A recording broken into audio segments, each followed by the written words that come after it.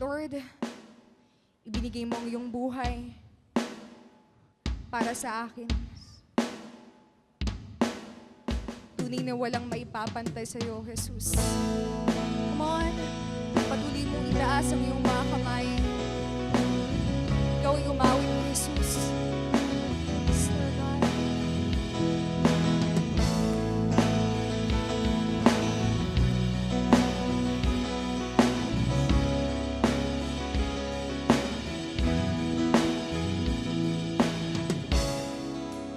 Ako'y iyong natagpuan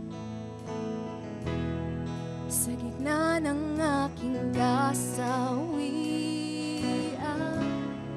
Niligtas sa kamatayan, hinakay sa liwanag ng iyong pagmamahal. Pinalaya ng iyong habag sa dilim at sa aking pagkabulag.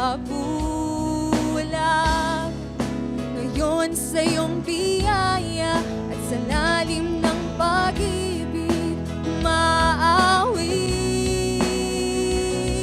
Ang buhay ko'y tanging sa'yo, laging sa'yo iaalay. Ang puso ko'y tanging sa'yo, laging sa'yo, Panginoon. Walang ibang kaligtasan, sa'yo lubos ang kagalingan. Jesus, ako'y nabihag sa dakila mong pag-ibig umaawit. Ang buhay ko'y tanging sa'yo, laging sa'yo iaalay. Ang puso ko'y tanging sa'yo, laging sa'yo, Panginoon. Ang buhay ko'y tanging sa'yo, laging sa'yo iaalay. Ang puso ko'y tanging sa'yo, laging sa'yo,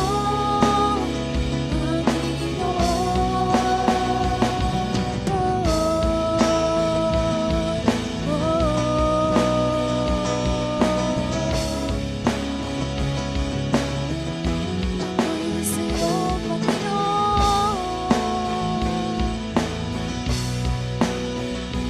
Ako'y sa'yo.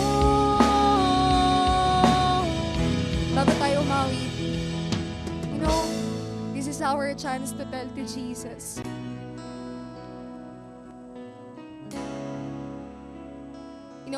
Ang sabi sa kanta, ang buhay ko ay tanging sa'yo. Ang puso ko ay tanging sa'yo.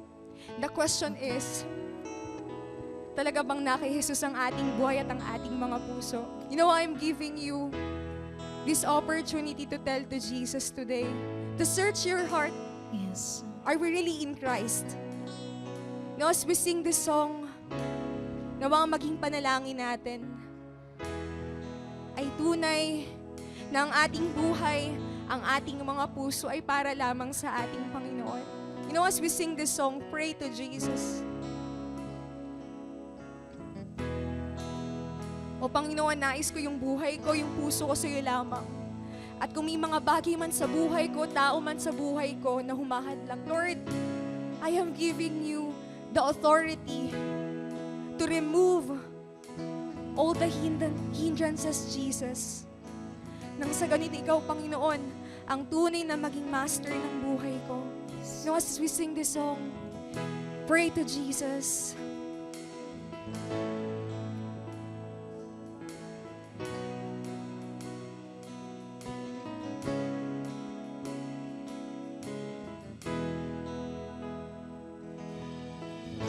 Ibibigay lahat, walang alinlangan, dahil sa buhay na iyong inialay. Say to Jesus,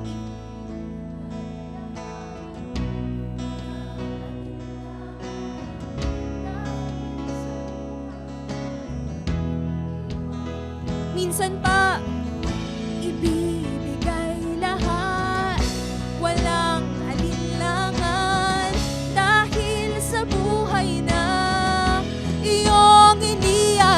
Sa pagtubos sa buhay na lubos, sa krus na ang tunod ay kalayaan ko. Sa pagtubos sa buhay na lubos, sa krus na ang tunod ay kalayaan ko.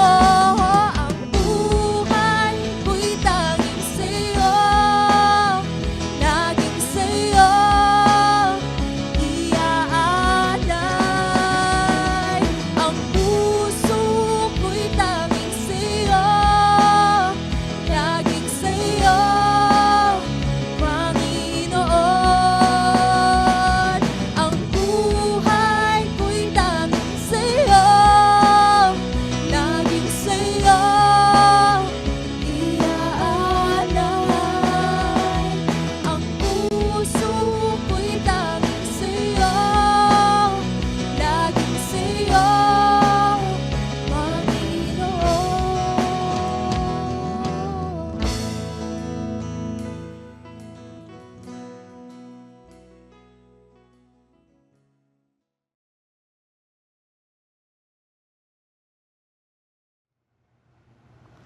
December to Remember, yan po yung ating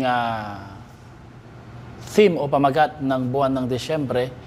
Pero ang ating pinaka-sermon series ay Fear Not. And last Sunday, sinimulan na po natin ang first installment ng message na yan. Of course, inintroduce po natin ito sa ating prayer gathering noong nakaraan.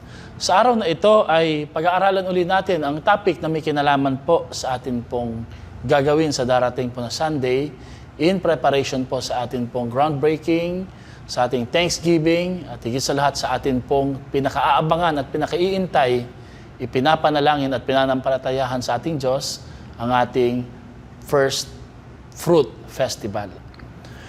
Ang title po ng ating pag-aaralan ngayong araw na ito is Fear Not, Bury Your Fear, Bring Out Your Faith. Fear not, bury your fear, bring out your faith. Babasahin po natin yung Matthew chapter 25, 14 to 30. Ito po ay patungkol sa isang talinghaga ng ating Panginoong Jesus na may kinalaman po sa mga talento or talents. And we will be reading using the Message version or the Message Paraphrase version. Matthew chapter 25, 14 to 30. Basahin po natin ito ng sabay-sabay. Jesus said, "It's also like a man going off on an extended trip. He called his servants together and delegated responsibilities. To the one he gave $5,000, to another $2,000, to a third $1,000, depending on their abilities. Then he left. Right off, the first servant went to work and doubled his master's investment. The second did the same. But the man with a single $1,000 dug a hole and carefully buried his master's money. After a long absence, the master of those three servants came back and settled up with them. The one given $5,000 showed him up how he had doubled his investment. His masters commended him, 'Good work, you did your job well. For now on, you will be my partner.' The servant with two investment, his master commended him, saying, 'Good work, you did your job well. For now on, be my partner.' And the servant given $1,000 said, 'Master, I know you have high standards and hate careless ways, that you demand the best and make no allowances for error. I was afraid I might disappoint you, so I found a good hiding place and secured your money. Here it is, safe and sound down to the last cent.' The master was furious. That's a terrible way to live. It's criminal to live cautiously like that. If you knew I was after the best, why did you do less than the least? The least you could have done would have been to invest the sum with the bankers, where at least I could have gotten a little interest. Take the 1,000 and give it to the one who risked the most, and get rid of this play it safe who won't go out a limb. Throw him out into the utter darkness. The Lord bless the reading of His Word. We have just read the paraphrase, or the Message paraphrase version, kaya medyo po parang literal at practical sa ating pong kapanahunan. Pero para mas maintindihan po natin ang talinghagang ito, patungkol ho ito sa 3 alipin, na binigyan po yung una ng 5,000, yung pangalawa po ay binigyan po ng 2,000, at yung pangatlo naman po ay 1,000. Yung dalawa po ay pinalago nila ito, ininvest, at dinagdagan pa sila ng kanilang amo nung bumalik. Pero balit yung nag-iisa na binigyan ng 1,000, itinago po sa ilalim ng lupa. At hindi man lang po ito nagbago, hindi tumubo, hindi na doble. Kaya nga po, imbis na commendation na kanyang matanggap, ay condemnation po ang kanyang narinig. Now, paano ho natin maintindihan ang talinghagang ito? Sa iba po, ito po ay isang uri ng talinghaga o parable na medyo complicated. But of course, meron na siguro tayong idea, ito po ay may kinalaman sa stewardship or managing our resources, our God-given resources na pinagkatiwala sa atin ng ating Panginoon. According to Dr. Bob Cox, sabi niya, all organization or institution usually go through 3 stages. Meron na pong 3 baitang, 3 sitwasyon, 3 kalagayan ang pinagdadaanan po ng lahat ng mga organisasyon or institution. First, they begin at risk-taker, then they grow up to be caretakers, then they usually end up as undertaker. Pareho po dito sa binasa natin. Sa una po, kapag maliit pa lang, nagsisimula pa lang tayo, nandun pa yung sigasig, nandun pa po yung passion, tayo po ay nagre-risk. Ginagawa talaga natin lahat ng paraan. Pagkakataon, tayo po ay humahakbang sa pananampalataya. Pero kalaunan, pag di tayo nag-iingat, tayo po ay nagme-maintain na lang o maintenance. Ito yung tinatawag na second stage as caretaking. Binabantayan na lang natin kung anong meron po tayo. At ang kauuwian daw po neto at kahinatnan is we will become undertakers. Kalaunan po, hindi na tayo magre-risk, hindi na tayo kikilos, tayo po ay magiging tamad na at ibabaon, itatago po natin ang resources, ang blessings, ang potential o ang anumang opportunities na ipinagkatiwala at pinagkaloob sa atin ng ating Panginoon. So ang tanong ko po about isa po sa atin ngayong araw na ito is, are you a risk taker, are you a caretaker, or are you an undertaker? Ikaw ba ay nakikipagsapalaran pa rin, gumagawa ng pagkakataon, gumagawa at pinagsusumikapan po na magawa ang ipinapagawa ng Diyos sa atin at sa bawat isa po sa atin? Or tayo po ay nagme-maintain na lang sa status quo? Basta po, hindi na lang mahirapan, dyan na lang. Or are we undertakers? So we're going to borrow yung statement na ginamit ni Dr. Bob Cox patungkol po sa usapin ng risk-taking, caretaking, or undertaking. Ang kaibahan po ng kwentong ito, although 3 po ang lingkod na isinalarawan, ikinuwento, 2 pag-uugali lamang po ang makikita natin dito. Meron pong isa na risk-taker, yung 2 risk-taker, at yung isa nag-iisa pong undertaker. Talagang itinago, ibinaon. At kung gagawin natin itong personal, ang tanong po ay, saan ho tayo napapabilang? Tayo po ba yung nasa risk-taking stages, or mindset, or attitude, or habit, o tayo po yung mga nandun sa napapabilang sa undertaker, tinatago, nagtatago, natatakot, at iniiwasan. Pag-aralan po natin ang 4 na mahalagang lesson o prinsipyo sa kwento po ng Matthew chapter 25, verse 14 to 30. Una po, the first lesson that we can learn is, God share His treasure with each of His servants according to our potential. Ibinabahagi ng Panginoon ang anumang kayamanan o pagtitiwala, material man, physical, emotional, spiritual, sa bawat isang mga lingkod na kagaya natin, ayon po sa ating kakayanan. Ang parable na to ay very confusing kasi ang ginamit po na talata sa English ay talents, lalo-lalo na po sa King James Version. Sa atin kasi pag sinabi po yung salitang talent, ang ibig pong sabihin nito at ang una kagad natin may isip ay abilidad, talento na kumanta, sumayaw, o gawin ito, gawin iyon. Pero sa original na lingwahe, ang ibig pong sabihin ng salitang talent, galing sa Greek word na talenton, it refers to the huge sum of money. Ito po ay pera sa kapanahunan po ni Jesus sa New Testament. Some commentators say that a talent is equivalent to 6,000 denarya. Ito po ang pinaka-currency po nila sa Hudyo. 1 denarius is what a min would earn in one day. So isang common wage po ng isang tao. So 6,000 denarya would be 20 years individual's income. So imagine nyo po yung natanggap po ng isa na 5,000 talent, 2,000 talent, at yung isa po ay 1,000 talent. You do the math, alam na po natin, may idea na po kayo kung magkano at gaano kalaki po ang pinagkatiwala ng amo o master sa kwento dun sa kanyang mga alipin. Ang totoo ho, ito po ay isang metaphor o picture, pagsasalarawan, sa pagtitiwala ng Diyos sa atin, siya bilang ating master at tayo po bilang kanyang alipin. God has given us treasure to every one of His servants. You must realize that it is not yours, it is God's. In the story, the master gave to the servants that which is called his property. Ang ibinigay po sa kwento ay hindi po property o talent ng mga alipin, kundi property at talent po ng Panginoon o master. At ganun din po ang spiritual significance o implication nito sa atin.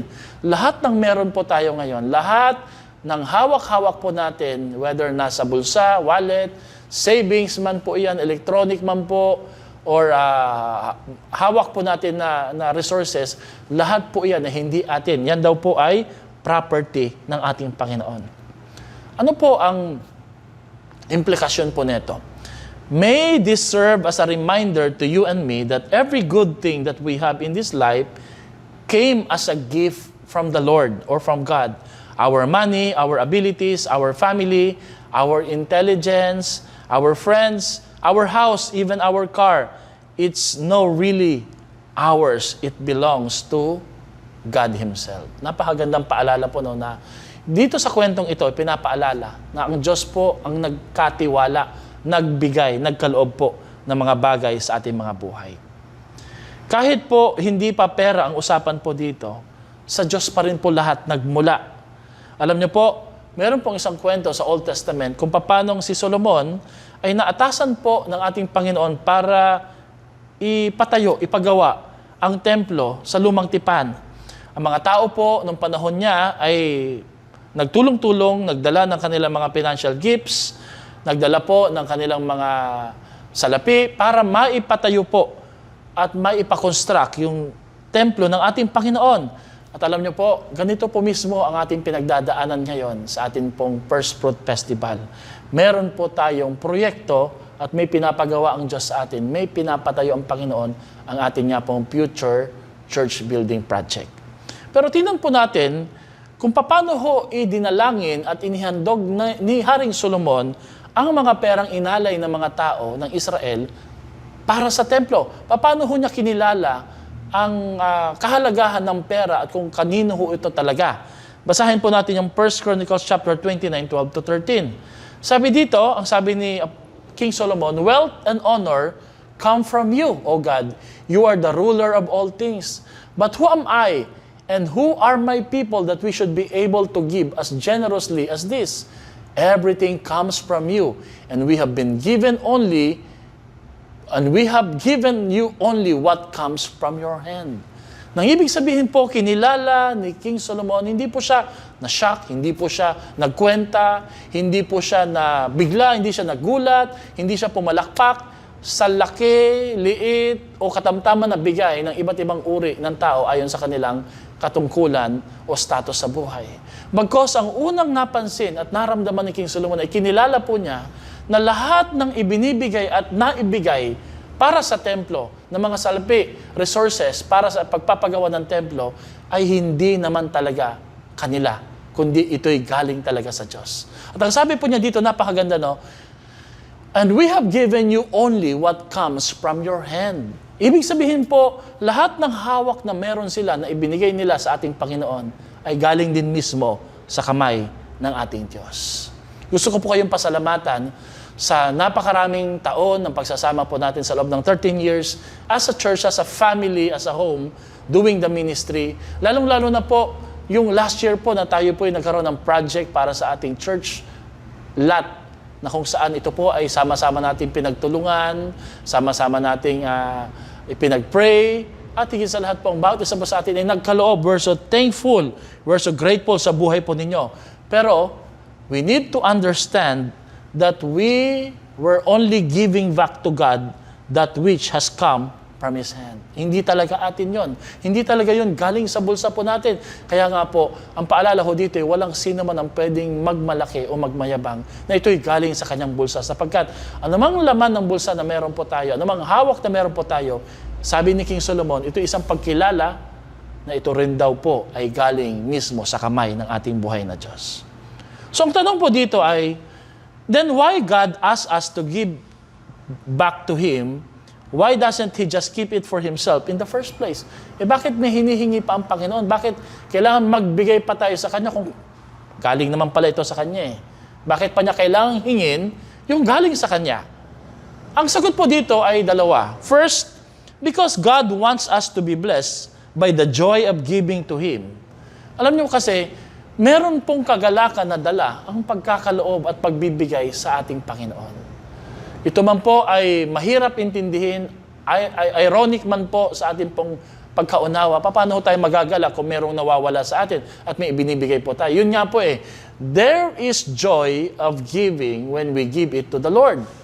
And for that, first, God will bless us. Pangalawa, kaya hinihingi at nais ng Panginoon na ibigay natin sa Kanya yung binibigay din niya sa atin is because God wants to be blessed when we sacrifice to Him. So una po, gusto ng Diyos pagpalain tayo. Pangalawa, gusto rin ng Diyos na habang binibigay po natin yung galing din sa Kanya, siya rin naman na pagpapala sa ating pagbibigay. Let me illustrate to sa isang kwento. Nung si JL po'y maliit pa at siya po'y medyo lumalaki na rin po kahit papano, nagkakaisip na, meron po silang usapan minsan ng kanilang mama na bibilhan nila ako ng regalo. Of course, bibili po sila ng regalo, pero yung pera galing din po sa akin. So, ang gagawin po na, punta sila sa bayan o di kaya sa SM, bibili siya para sa kanila, pati yung mama niya. Pero maglalaan din po si JL ng regalo para sa akin. So, ako yung tipong nag-aabang ng regalo, pero actually, ako rin nagbigay ng pera para pambili ng regalo. At very generous, no? Kasi sa iba, pwedeng hindi nila maisip yon. Pero every time na may birthday kaming mga magulang niya, pinag-iisipan niya lagi. Ngayon po, pinag-iipunan na, no? Kung paano ho niya kami bibigyan ng regalo. Bibili siya ng para sa kanya, and then, kakwento ng mama niya sa akin, na talagang naglaan din po siya ng pera, kaunting halaga, para ipambili din po ng regalo para sa akin. Bagamat alam ko na po iyon, alam ko na kung ano mangyayari, hindi ko lang alam kung ano eksaktong regalo, yung perang ipambibili niya ay galing din sa akin. Pero nakatutuwa at nakabibigla, paulit-ulit manggawin po ito ni JL, na ang sarap pa rin po sa pakiramdam kapag nagbibigay ang isang taong pinagbigyan mo rin. At yung kanyang pinabibigay sa'yo o ibinibigay sa'yo, galing din po sa'yo mismo yung halaga o pera na kanyang pinambibili. Hindi po ba't ganun po ang nararamdaman ng lahat ng mga magulang? Nararamdaman po natin na masarap sa pakiramdam kapag ang mga anak po natin ay natututong magbigay. Natututong kilalanin na ang kanilang ipinapamahagi o ibinibigay sa atin ay galing din mismo sa ating mga magulang. So as we read the parable, you may be confused about why the master gave one servant 5,000, another 2,000, and another $1,000. Dollars po ang ginamit po dito, no? Pero imagine nyo na lang pesos po sa atin. Pwede ho tayo mag-object, sabihin natin, that's not fair. Hindi po yata pantay ang Panginoon, no? Binigyan yung isa ng 5,000, yung isa naman po binigyan ng 2,000, yung isa naman po 1,000. But the Bible says that the master gave to the servants according to their ability. Ayon sa kanilang kakayahan. Ayon sa kakayahan po ng bawat isa. Because the Lord knows some people have been blessed with greater ability to serve Him. So He has entrusted them with more treasures. God knows the potential ability of each of us and He gives us gifts according to those abilities. So if you have been blessed financially, it's because God has seen in you the ability to produce more for Him. Tandaan niyo po yon. Kung ikaw may pinagpapala ngayon at higit na pinagpapala kesa sa iba, o kung may nakikita kang isang kapatid sa Panginoon na higit na pinagpapala at higit ang opportunity na meron siya, yun po yung sa kadahilanan na nakita ng Diyos na may abilidad siya o may abilidad ka para paramihin ang ipinagkatiwala ng Panginoon sa kanyang kamay, hindi para sa kanya, kundi para sa karangalan ng ating Panginoon. Ito pala yung ibig sabihin ng salitang trust, pagtitiwala. Ang ibig sabihin po, pag may binibigay ang Diyos sa atin, may promotion na nangyayari, may pag-unlad na nangyayari, may pagbabago, ito'y isang uri, hindi po ng pagpapala lang kundi pagtitiwala. Tinitingnan ng Panginoon kung totoo nga ba na bukod sa abilidad po natin, sa kakayahan po natin, may kakayahan po ba ang puso po natin na padamihin po ito para bigyan ng karangalan at kaluluhatian ang dakilang pangalan ng ating Panginoon. So our job, therefore, is not to complain if someone has been given more than us. It's to make the most out of what we have been given. Hindi ho natin trabaho ang magreklamo. Ang trabaho po natin ay gawin ang lahat ng magagawa natin at nararapat upang padamihin, palaguin, pagyamanin ang ipinagkaloob ng Diyos upang ito'y magdala ng ngiti at karangalan, kadakilaan sa kanyang dakilang pangalan. So, ang principle po natin dito sa first point is, it's not equal gifts but equal sacrifice. It's not equal gifts but equal sacrifice. Hindi pare-pareho ang regalo o pagkakaloob, pagtitiwala ng Diyos sa bawat isa po sa atin. Iba-iba ang ating abilidad, iba-iba ang ating kakayanan, iba-iba ang ating pagkakataon. Pero pagdating sa pagbabalik at pag-aalay, pagsasakripisyo, sabi ng Panginoon, pare-pareho dapat. Pare-pareho po ang puso, pare-pareho yung passion, pare-pareho po yung motibo, pare-pareho po ang ating pong sakripisyo para sa Diyos. Malinaw po yun. Number 2, the second lesson po sa Matthew chapter 25:14-30, the parable of the talents is this: we are manager of God's treasure, not owners. And one day, we will give a final account pagharap natin sa ating Panginoon. We are managers of God's treasure. We are not the owners. We will give a final account pagharap natin sa ating Diyos. Sa parable na to, ang master po yung nagbigay ng pera sa 3 alipin at saka po siya umalis sa isang malayong bansa. Ano pong pinaputukuyan sa kwentong ito, sa talinghagang ito? Nang ibig sabihin po, the master expect the servants to manage the money in such a way na sa kanyang pagbabalik, ang pera ho dapat no pinagkatiwala o kung ano man po iyon, ay dapat lumago, lumaki, lumawak, hindi po nanatili sa dati. Sapagkat sa kanyang pagbabalik ayon sa kwento, ni-require po niya na mag-report at mag-account ang 3 alipin na kanyang pinagkatiwalaan ng pera habang siya'y wala pa. Nang ibig sabihin po, ganito mismo ang picture o larawan ng relationship ng ating Panginoon para sa atin. Ang Diyos po'y nagkakaloob sa atin ng pagkakataon, nagbibigay po sa atin ng talents according to our ability, and one day, siya po'y muling babalik sa kanyang second coming para siyasatin, tanungin, at magsulit po tayo sa kanyang harapan kung paano po natin pinanghawakan, hinandel. Hindi lamang po ito kung paano natin pinangnegosyo, kundi ang ating bang ginawa sa pera o resources o pagpapala, oportunidad, abilidad na ibinigay ng Diyos sa atin, nagdala ho ba ito ng karangalan? Ito po ba'y nagbigay ng daan at pagkakataon para mas makilala pa ang ating Panginoon at maparangalan po siya sa ating mga buhay? One day, babalik po ang ating Panginoon para i-account po tayo. Because it's not our money, it's not our time, it's not our abilities. Galing po yan sa ating Panginoon.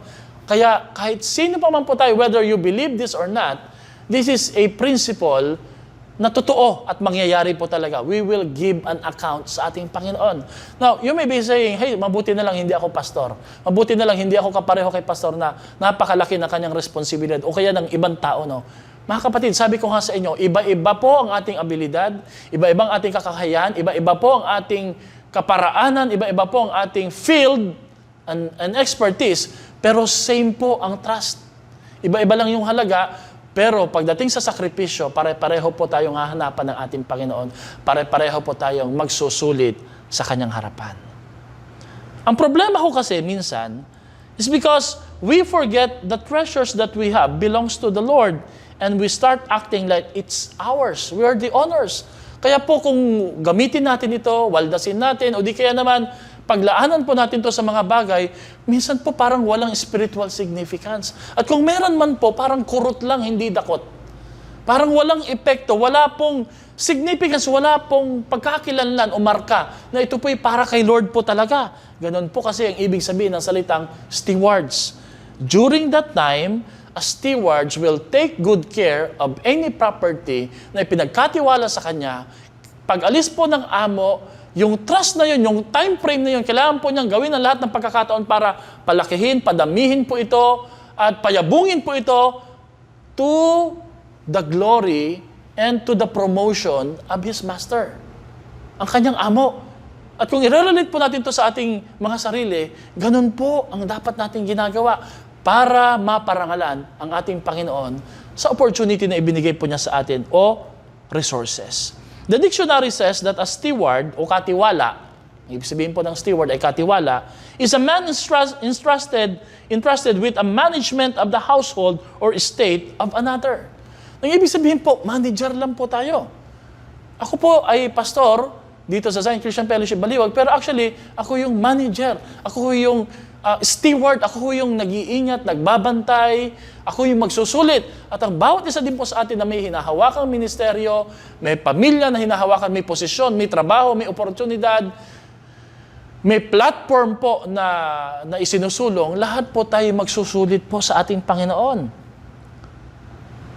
We are God's steward. That's what we are. We must carefully manage our money, our time, and our abilities because they are not ours. They are from the Lord. Kunwari lang po na atin, pero actually, wag natin pong isipin. Don't let that sink in sa ating isip at puso. Hindi talaga atin yan. Kay Lord po talaga yan. Amen? Ang sabi po ni Paul sa 1 Corinthians 4, 1-2. Basahin po natin to. Sabi dito, let a man consider us as servants of Christ and stewards of God. Moreover, it is required in stewards that one be found faithful. Sa pastor, sa calling ng paglilingkod sa Diyos, sa pagtatrabaho, sa pagiging magulang, sa pagiging estudyante, sa isang relasyon, sa paglilingkod sa Diyos, tayo po ay pare-parehong lingkod ng Panginoon. Katiwala, alipin. At tayo daw po ay hinahanapan na tayo maging matapat na alipin sa harapan ng ating Panginoon. Alam niyo kung bakit? Romans 14:12, sabi dito, because one day, we will give an account of himself to God. Bawat isa daw po na tao ay magsusulit, magre-report. I-account po tayo ng ating Panginoon kung paano ho natin ipinamuhay, paano ho natin iginugol, ginasta ang mga opportunities na ipinagkatiwala ng Diyos sa atin. And it doesn't matter if you believe in the Lord or not, if you're a Christian or not a Christian, whatever your religion is, everything that man has, regardless of his religion or status, lahat po ito ay galing sa Diyos. Lahat din po tayo magsusulit sa ating Panginoon. Now, think about the words account or accountable or even accountant. Lahat po tayo ay posible pong may account Facebook account, pero siguro po ay yung tinatawag po na bank account, no? Kaya nga po, in a sense, every one of us is an accountant when it comes to God. Because we're going to make a report to Him about how we well manage His treasure. Tayo po ay magsusulit talaga kasi lahat po tayo daw po ay accountant sa harapan ng ating Panginoon. While the talents in this story refer to money, they also apply to other things like opportunities to honor God. Some of us have been given greater opportunity, so we will be held more accountable. Siguro ang taas ng posisyon mo, nire-respeto ka, may boses ka sa iyong pamilya, iginagalang ka. Paano mo ito ginagamit? Paano mo ito ginagasta? Paano mo ito hinahandle, minamanage? In light of the truth na ito po'y galing sa ating Panginoon at ito po'y dapat magbigay parangal sa ating Diyos. Alam niyo po, kilala niyo po ba si Billy Graham? He was called and gifted by God in terms of evangelism and preaching. Siya po talaga ay mahusay pagdating po sa pagsasalita, pag-share ng gospel. Alam niyo po ba, imagine niyo po, kasi ang simula po ni Billy Graham, siya po isang ordinaryong farm boy lang, na siya po'y farmer sa North Carolina. Pero bagamat yun yung gusto ng kanyang tatay, iba po ang plano ng Diyos. Minsan po'y pumunta siyang bayan, nakarinig siya ng evangelistic crusade, tinanggap niya ang Panginoon, dinisciple po siya, at pagkatapos po noon, nagsimula na siya mag-preach sa batang edad ng gospel, millions of people all over the world, even the presidents, the diplomats, mga military generals, nakikinig po sa kanyang preaching. They come forward in repentance and to accept Jesus as their personal Lord and Savior. Ang galing po, ang tindi ng impact ng buhay ni Billy Graham. Kahit wala na po siya ngayon, miski po mga presidente po ng iba-ibang bansa, kinikilala po ang kanyang kontribusyon sa society, sa pagbabago po ng ating mundo, sa pagkilala sa ating Panginoon. Now imagine niyo po kung si Billy Graham po hindi po tumugon sa Panginoon. Alam ng Diyos na meron siyang kakayahan, nakita na ng Diyos na kanyang abilidad, pero imagine po kung si Billy Graham hindi po siya nag-respond, He remained a farm boy, a farmer, Sayang po yung impact, Hindi po masama maging farmer, Hindi po yun yung ibig kong sabihin. Ang sinasabi ko dito, ang laki po ng magagawa natin pag naintindihan po natin yung calling at gifting ni Lord sa ating mga buhay. Na hindi po natin kailangan maging kagaya niya, kagaya noon. Hindi natin kailangan ng posisyon para maging kagamit-gamit, para mailathala at maipahayag ang treasures or abilidad na pinagkatiwala sa atin ng Diyos para mas makilala pa ang Panginoon sa ating mga buhay. But if God has called you and gifted you in special way, He will hold you accountable for what you could have been. Tandaan niyo po yan, Tayo po ay mananagot sa Diyos. Sa mga bagay, pagkakataon na iniwasan natin, tinanggihan po natin, at hindi natin matamang pinag-isipan, pinagplanuhan, para magamit ang mga bagay na iyon para maipakilala ang Panginoon, mapalawak ang kanyang gawain, makasuporta po tayo. Hindi ho natin kailangan maging pastor. Pwede ho tayo maging support sa mga lingkod ng Diyos. Tayo po yung maging destiny helper para makilala pa, lumawak pa ang gawain ng Panginoon. At ito po ang panawagan ni Lord sa first fruit. Ito po yung konsepto ng first fruit. Ano ang kayang gawin? Ano ang potensyal na pwedeng magawa ng resources na pinagsama-sama ng bawat isa po sa atin para sa pagpapatayo ng gawain at tahanan ng ating Panginoon when it comes to money terminology. Okay, so the question that the Lord will ask us will be the same as the one in this parable. Kung paano ho tinanong ng Panginoon ang kanyang tatlong alipin, yun din po ang tanong na itatanong ng Diyos pag humarap tayo sa Kanya, pag tayo po ay wala na dito sa lupa. Ano ho ba ang tanong po? Ang tanong ho ng Panginoon, parehong tanong po ng alipin, ng master sa kanyang mga alipin ay, how well did you manage the resources I gave you? Hindi ho ito tungkol lang sa paano mo na-manage yung pamilya mo, paano mo na-manage ang iyong negosyo, ang iyong pag-aaral. It's far more bigger, larger than that. How did you manage your family in such a way that your family is following and serving the Lord and doing the will of the Lord? How did you manage your business in a way that your business is being used by the Lord, ginagamit ng Panginoon, ang anumang meron po tayo, galing, talino, negosyo, sa kaparaanan po na mas napaparangalan ng Diyos ayon sa kanyang pagkakatiwala at pagbibigay po nito sa atin. Mga kapatid, pag-aralan po natin yung pangatlong prinsipyo. That if we play it safe and hide His gift, God will be displeased. Pag itinago po pala natin ang binigay at pinagkatiwala ng Diyos sa atin, malulungkot at mapipighati po natin ang ating Panginoon. At tingnan po natin ito, mga kapatid. The servant who had been given $1,000 hid the money and returned the entire amount to the master. Yung dalawa, ginasta, ininvest, pero ang pangatlo po, kung kailan po konti lang yung binigay sa kanya, saka naman po niya itinago.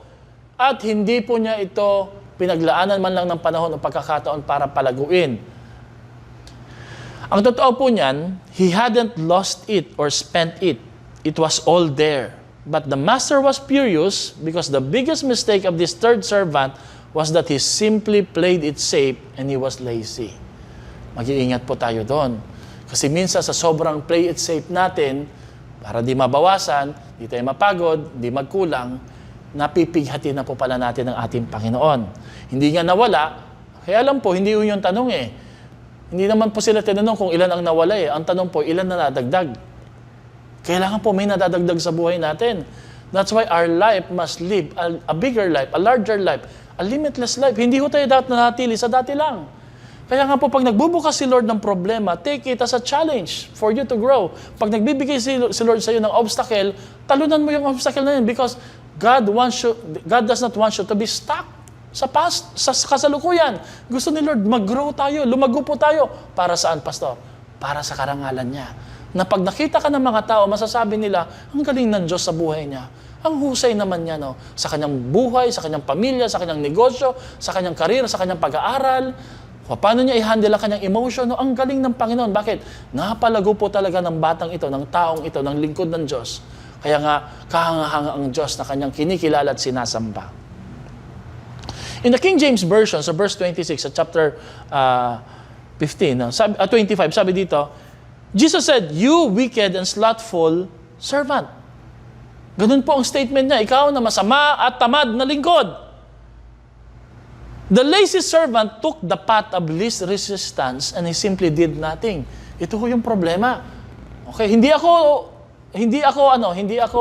magiging sagabal, hindi ako hahadlang, hindi ako kukontra, pero hindi rin ako gagawa, hindi rin ako magko-contribute. Delikado po 'yon.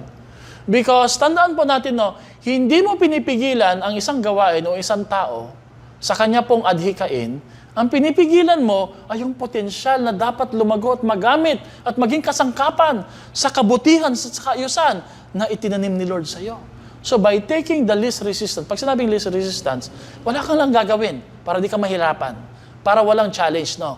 Ang mga tao ganun eh, para di mahirapan, wala na lang gagawin. Yun yung problema because we will be held accountable to that. Tandaan niyo po yan, mananagot po tayo.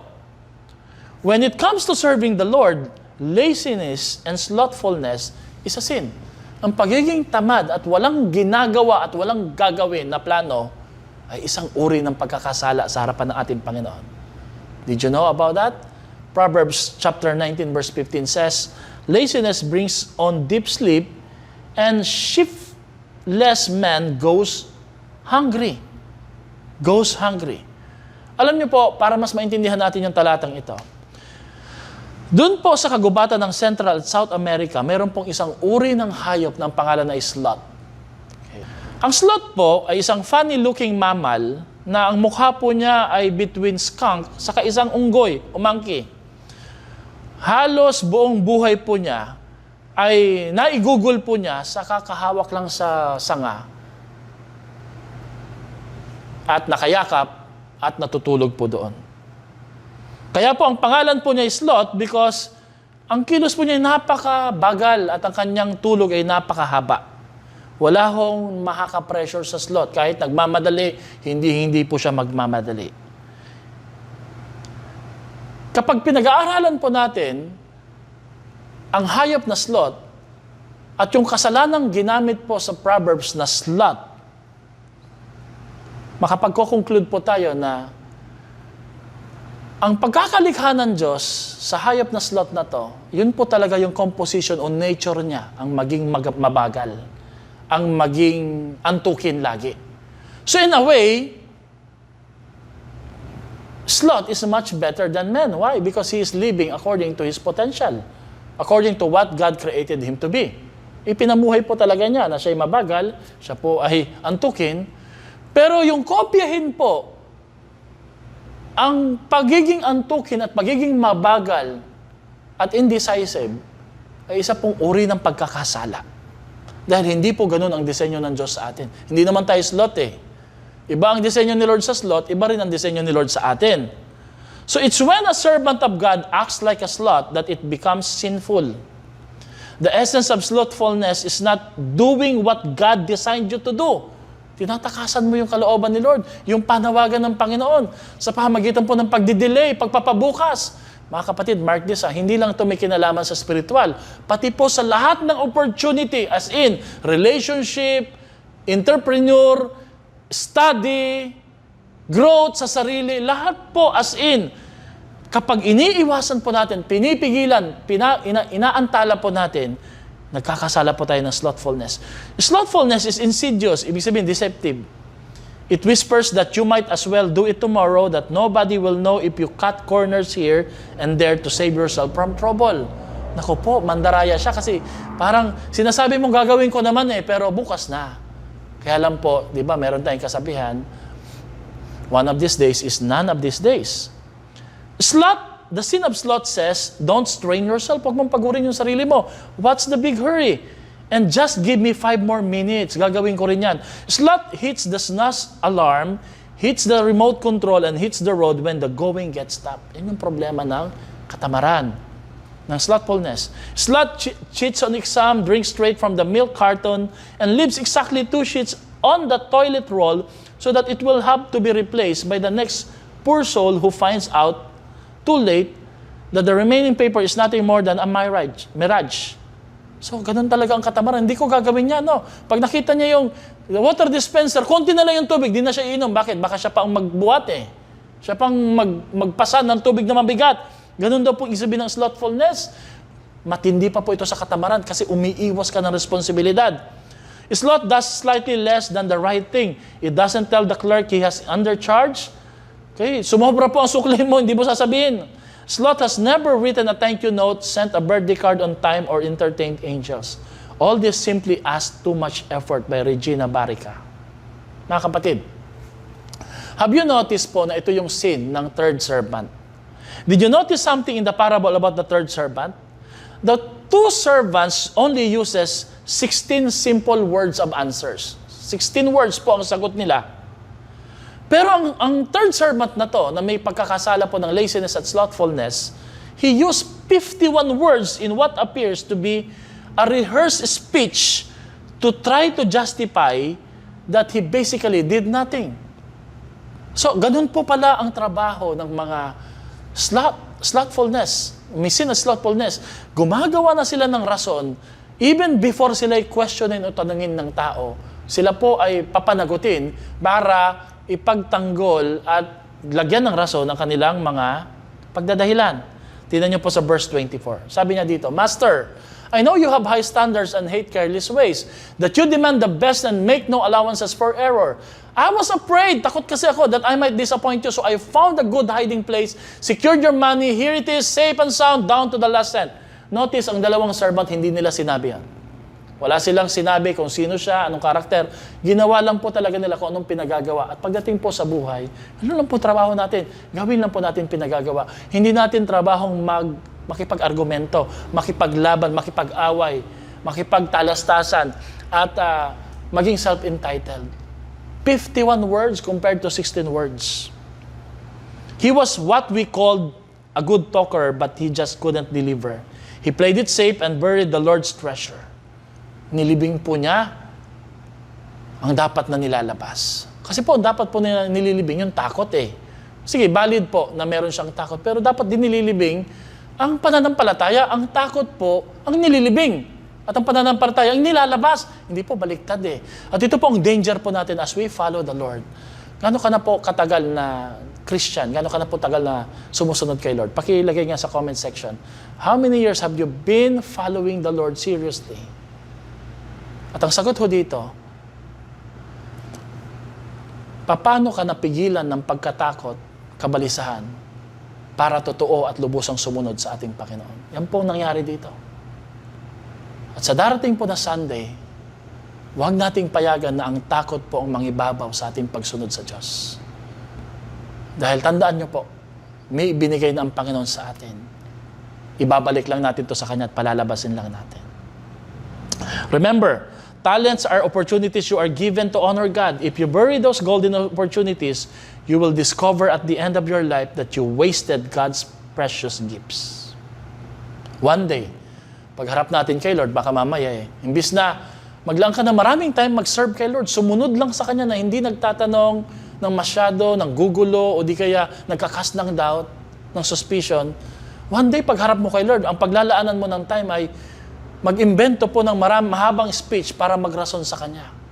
That would not be a accepted by the Lord. Is it true, mga kapatid, no, that sa anuman pong uri ng organization, sa school man, sa work, no, ang mga taong hindi gumagawa at alam mong nagsasayang ng pagkakataon, bukod po sila'y kumukontra, nagko-question, they are preparing a longer speech to reason out, to rationalize what they believe for themselves.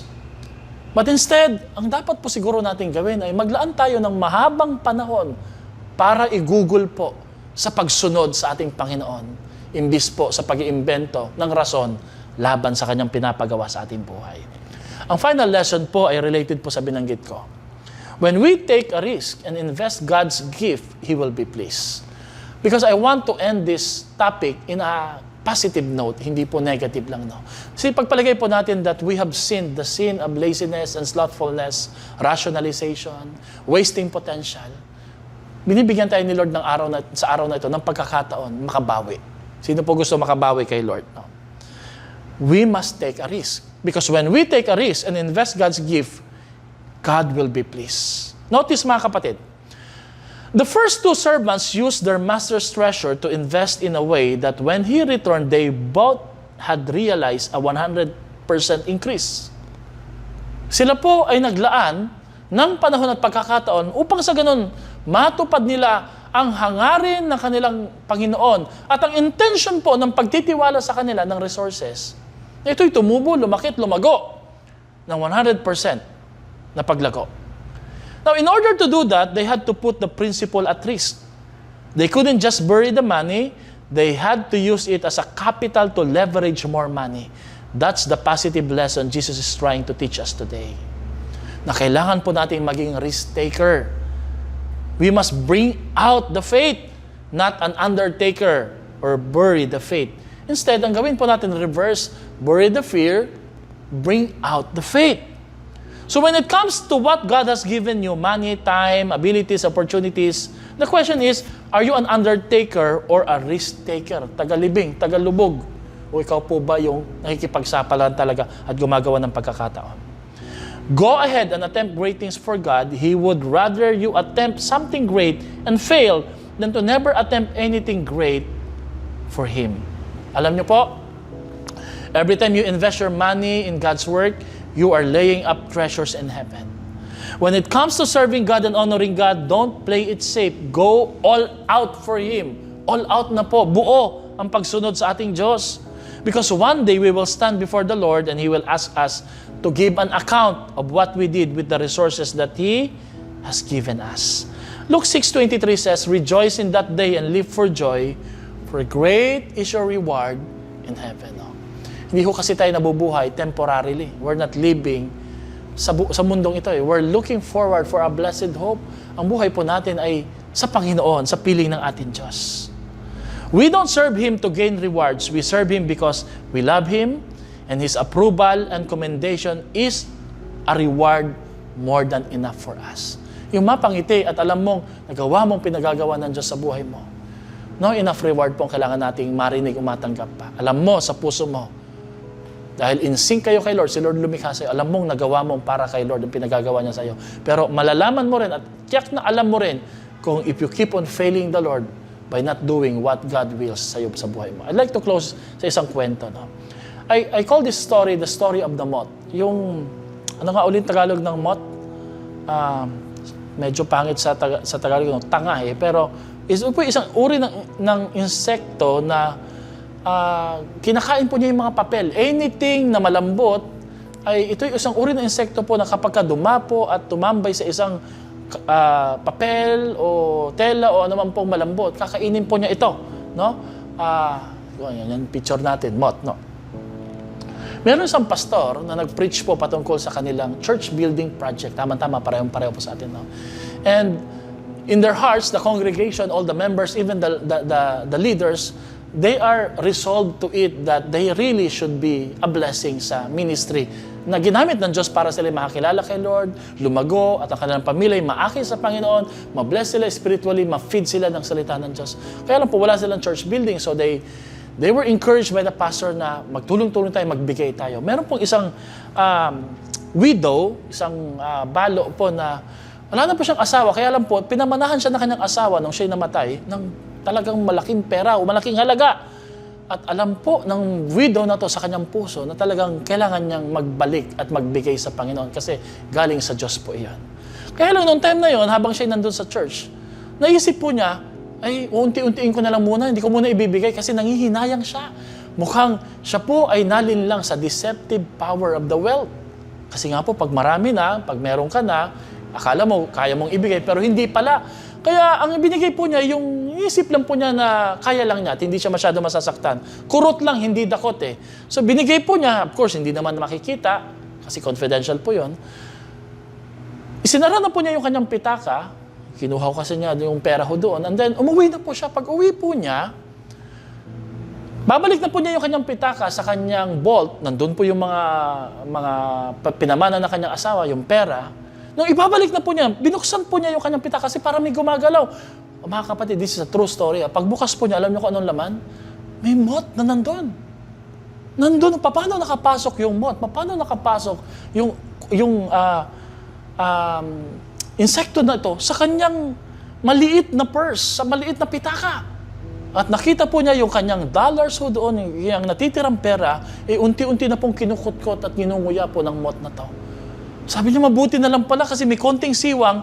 Pagka pala nilagay ko pala ito sa aking vault, wala akong kalam-alam habang iniisip kong ligtas ang pera ko, kinakain na pala ito ng tanga o moth ng kulisap na to, ng insekto na to, ang kaperahan niya. Alam niyo po, pinaalis po niya yung moth, pinakawalan po niya, pinalabas niya sa bahay, and the Lord convicted him and touched him. The Holy Spirit speaks to him, lay up your treasures in heaven. Don't store up your treasures on earth where moth and rust corrupt and thieves break in and steal, but rather lay up your treasures in heaven. Naaalala niya, totoo pala. Meron niya talagang talata patungkol sa moth, tungkol sa kulisap na yon. Muntik nang kainin na kanyang mga kaperahan dahil nga isasara na niya yung vault. This is a true story ha. Kaya alam niyo pong ginawa po niya, bumalik po siya sa church although wala na yung service. Pinuntahan po niya yung pastor at mga leaders. Mingi siya ng tawad sa Diyos at ang sabi niya, kinuwento po niya yung nangyari, sabi niya, I would like to ask forgiveness from the Lord at from the church because kanina mali pong iniisip ko. Iniisip ko po na ganitong bibigay ko pero ang sinasabi ni Lord, ganito dapat. Alam niyo po, tawan-tawa ho sila. Of course, the Lord is forgiving, pinag-pray po niya. Pero hindi po lubos akalain at maisip po ng pastor, paano nakapasok ang kulisap na yun, ang insekto na yun, sa kanyang purse. It's a reminder that we cannot store up really money on ourselves. Mawawala ito, mananakaw. Ang pinaka-safe na taguan po natin at investment po natin ay ang gawain ng Panginoon, ang tahanan ng Diyos at ang para sa ating Panginoon. So what about us ngayong araw na ito? Are you storing it up? Are you saving it for rainy day? It's time to be faithful and fruitful for the Lord. The message of this parable is saying to us, to those with 5 talents or 2 talents, risk them. Makipagsaparan, gamitin yon. Live dangerously. Ibig sabihin po, maging mga pangahas po tayo para kay Lord. Hindi po sa masama. Ha? Venture, put up your opportunities to work for God's sake.